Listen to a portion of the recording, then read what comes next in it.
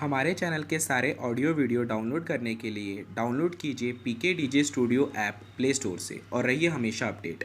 इस application में आप हमारे चैनल के जितने भी वीडियोस हैं आप डाउनलोड कर पाएंगे। साथ ही साथ हमारी वेबसाइट के जितने भी डेली अपडेटेड गाने रहते हैं आप इस एप्लीकेशन में डाउनलोड कर पाएंगे और आप रह पाएंगे हमेशा अपडेट भोजपुरी न्यूज़ के साथ। साथ ही साथ आपको डेली नोटिफिकेशन भी प्रोवाइड होगा।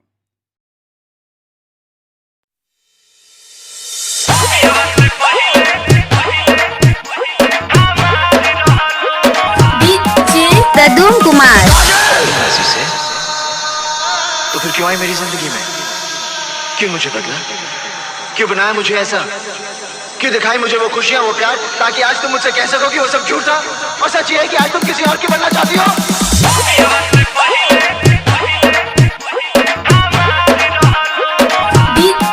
प्रदूम कुमार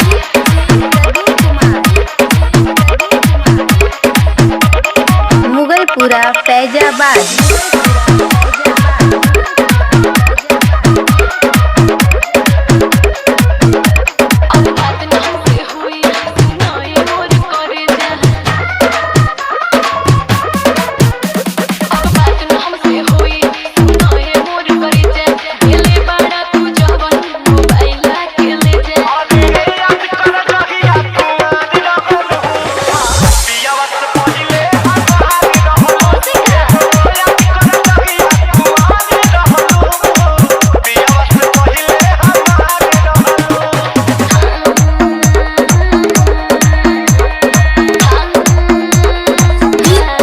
प्रदूम कुमार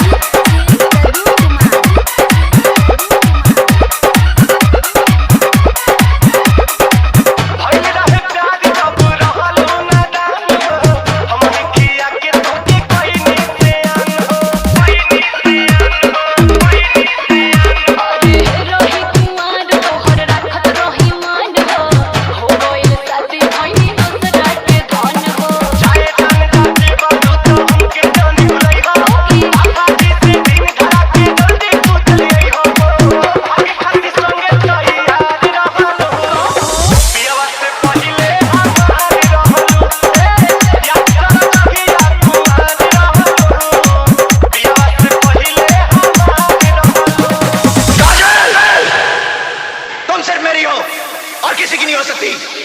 हम दोनों के बीच अगर कोई आया तो समझो वो मर गया। लाशें बिछा दूं मैं, लाशें।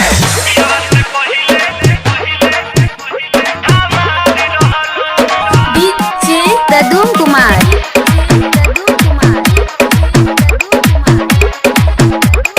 मुगलपुरा फैजाबाद।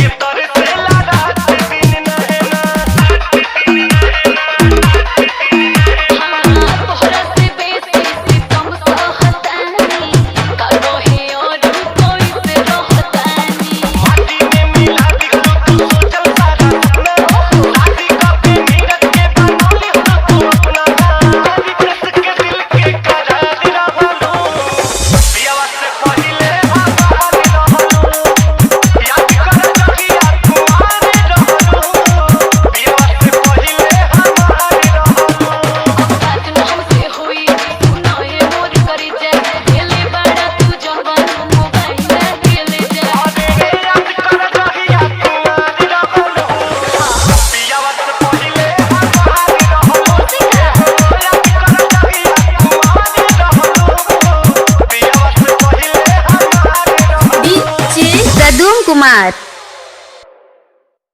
हमारे चैनल के सारे ऑडियो वीडियो डाउनलोड करने के लिए डाउनलोड कीजिए PK DJ studio app play store से और रहिए हमेशा अपडेट।